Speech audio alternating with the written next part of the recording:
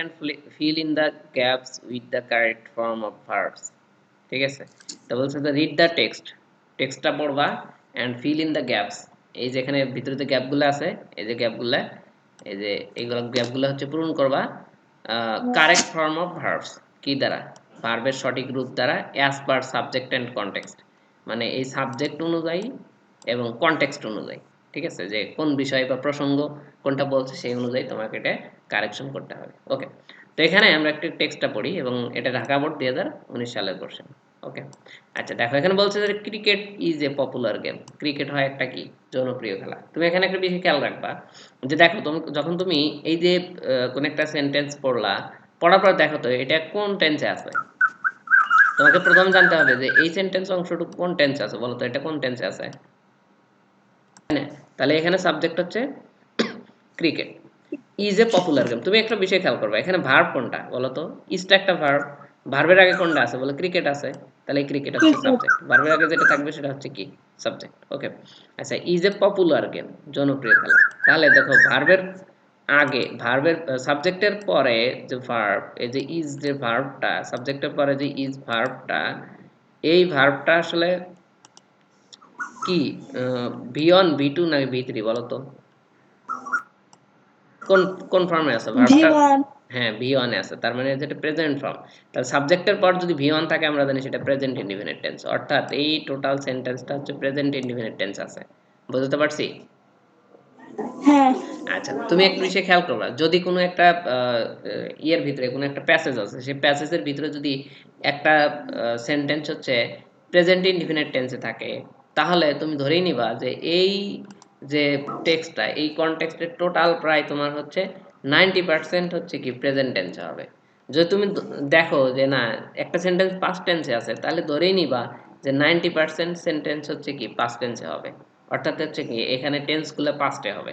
ওকে, এই রকম আর কি ব্যাপারগুলো। হ্যাঁ, তো এখন যে বিষয়টা আমরা খেয়াল করবো, তাহলে দেখো বলতেছে যে cricket is a popular game. তাহলে ক্রিকেট বা ক্রিকেটটা হয় কি? একটা জনপ্রিয় খেলা। কোন ধরনের খেলা বলতো? জনপ্রিয় খেলা। জনপ্রিয় ওকে, খেলা।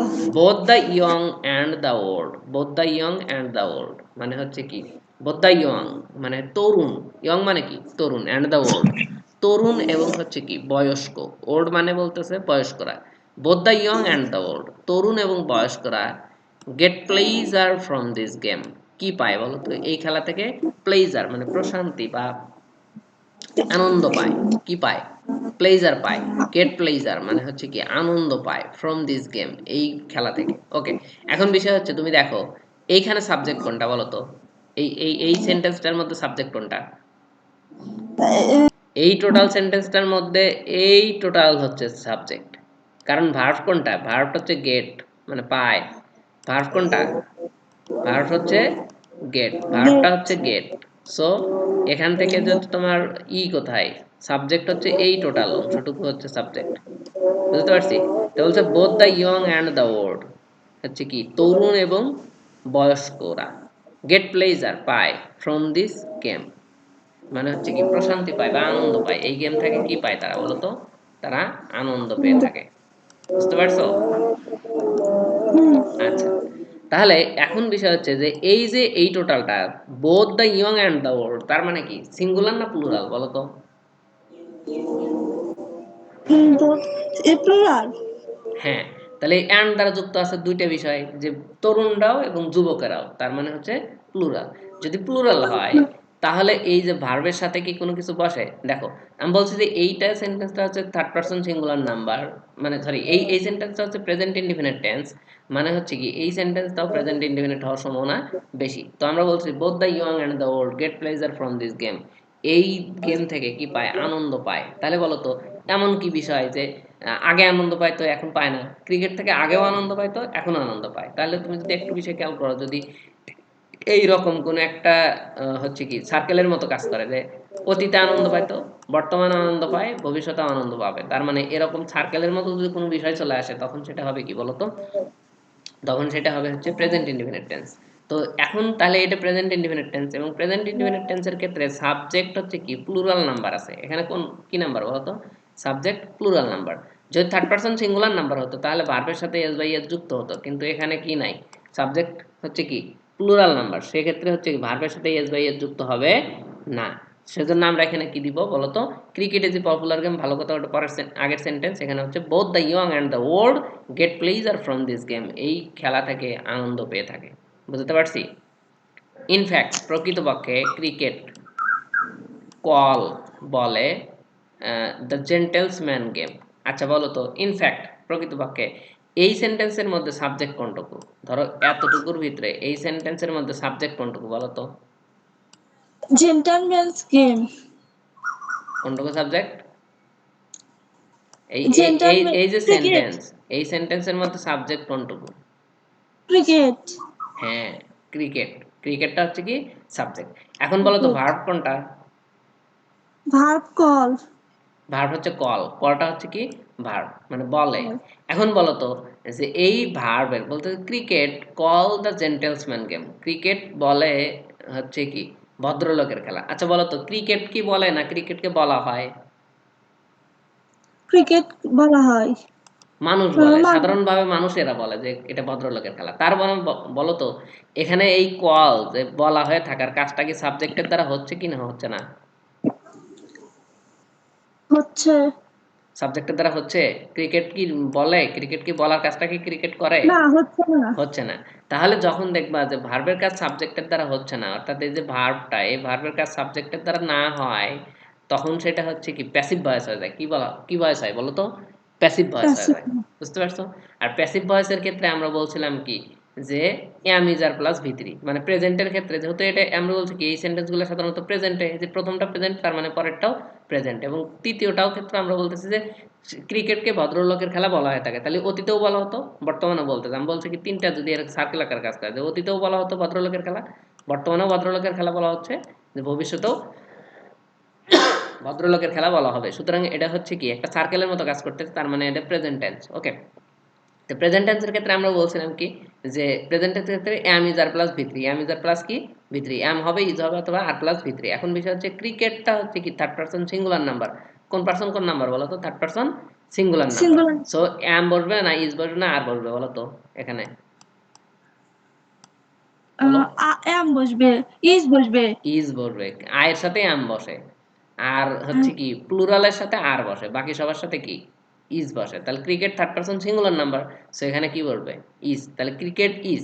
আমরা বলছিলাম এম ইজ আর প্লাস ভি3, তাহলে ইজ কলেজটা কি হবে কর্ড, কি হবে কর্ড, তাহলে ক্রিকেট ইজ কর্ড কি হবে ইজ কর্ড, এখানে ক্রিকেট। কি হবে ইজ কর্ড, CALL-ED কর্ড। তাহলে ক্রিকেট ইজ কর্ড মানে ক্রিকেটকে বলা হয়ে থাকে দ্য জেন্টেলসম্যান গেম, ভদ্রলোকের খেলা। বুঝতে পারছো? ইট এন্টারটেইন, এন্টারটেইন মানে কি বলো বিনোদিত করা, কি করা বলো তো? এন্টারটেইন মানে বিনোদিত করা, এটি বিনোদিত করে আস আমাদেরকে। কাদেরকে বিনোদিত করে? আমাদেরকে। ইট এন্টারটেইন আস, এটি আমাদেরকে বিনোদিত করে উইথ পলাইটনেস অ্যান্ড ডিসিপ্লিন, কিসের সাথে? ভদ্রতার সাথে এবং হচ্ছে কি সুশৃঙ্খলার সাথে। হ্যাঁ, শৃঙ্খলার সাথে, শৃঙ্খলার সাথে এটা আমাদেরকে কি করে বিনোদিত করে। আচ্ছা বলো তো যে এই এন্টারটেইন, আচ্ছা এই সেন্টেন্সের মধ্যে সাবজেক্ট কোনটা বলো তো? এই সেন্টেন্সের মধ্যে সাবজেক্ট কোনটা? ইট। ইট, থ্যাংক ইউ। ইটটা হচ্ছে কি এখানে সাবজেক্ট। ওকে, তাহলে ইটটা যদি সাবজেক্ট হয়ে থাকে, এখানে ভার্ব কোনটা তাহলে এই সেন্টেন্সের মধ্যে? Verb entertainment. Entertain. Entertain. Entertain অংশটুকু ভার্ব, কারণ ভার্ব অংশটুকু কোথায় দেওয়া আছে বলো তো? ব্র্যাকেটের ভিতরে দেওয়া আছে। বুঝতে পারছি? তাহলে এটা হচ্ছে এন্টারটেইনটা একটা ভার্ব। ওমা, কোন কালার দিলাম রে, অন্ধকার হয়ে গেল। আচ্ছা, এই এন্টারটেইন হচ্ছে একটা ভার্ব। বুঝতে পারছি? তাহলে এই যে এন্টারটেইন, এখন বিষয় হচ্ছে যে us with politeness and discipline, ভদ্রতার সাথে এবং শৃঙ্খলার সাথে এটা আমাদেরকে বিনোদিত করে। তাহলে এই এন্টারটেইন করার কাজটা সাবজেক্টের দ্বারা হচ্ছে নাকি হচ্ছে না বলো তো? হচ্ছে না। ইট মানে এটি, এটি দ্বারা কাকে বোঝাচ্ছে বলো তো? হচ্ছে। হ্যাঁ, মানে এখানে ভার্বের সাবজেক্টের দ্বারা ভার্বের কাজ সম্পন্ন হচ্ছে, কারণ ইট মানে ক্রিকেটটাই তো আমাদেরকে বিনোদন দেয়, তাই না?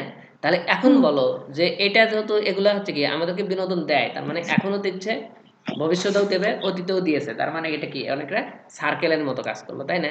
যদি সার্কেলের মতো কাজ করে তখন সেটা প্রেজেন্ট টেন্স হয়। এখন বিষয় হচ্ছে তাহলে এটা প্রেজেন্ট ইনডিফিনিট টেন্স। এখন প্রেজেন্ট ইনডিফিনিট টেন্সের ক্ষেত্রে সাবজেক্ট এই যে ইটটা কোন পার্সন কোন নাম্বার বলো তো? ইট। হ্যাঁ, ওটা ফার্স্ট পারসন কোন পারসন? সিঙ্গুলার নাম্বার ইট একজন হ্যাঁ, কোন পারসন কোন নাম্বার? Singular number. তাহলে সিঙ্গুলার নাম্বার ইট হচ্ছে ইট দ্বারা কয়টা বোঝাচ্ছে? একটা বোঝাচ্ছে, এবং এটা আমি আমরা তুমি তোমরা বাইরে, সুতরাং এটা হচ্ছে কি নাম্বার?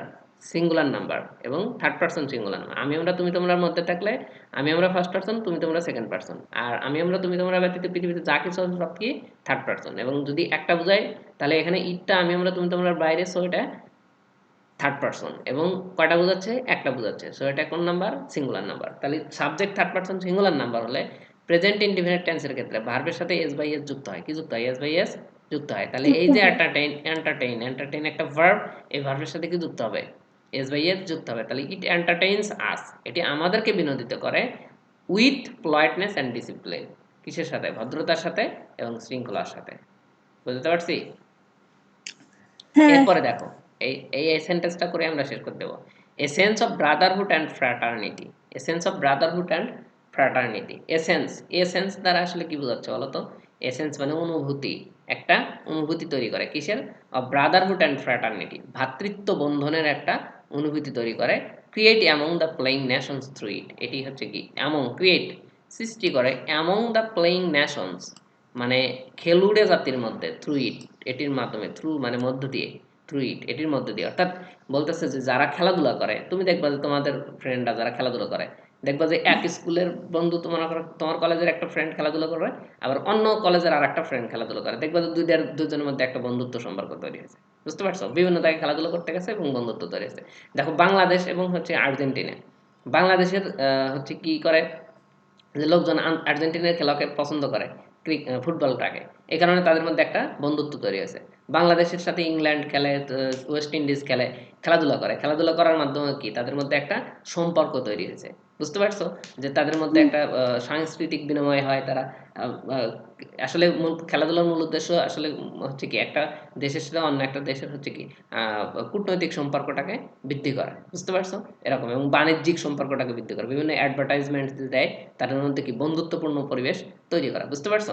তখন বলতে a sense of Brotherhood and fraternity হচ্ছে কি ভ্রাতৃত্ব বন্ধনের যে অনুভূতিটা, create among the playing Nations through it, এটির মাধ্যমে কি করে যে বিভিন্ন জাতির মধ্যে, যে খেলুড়ে জাতির মধ্যে, এটির মাধ্যমে কি হয়?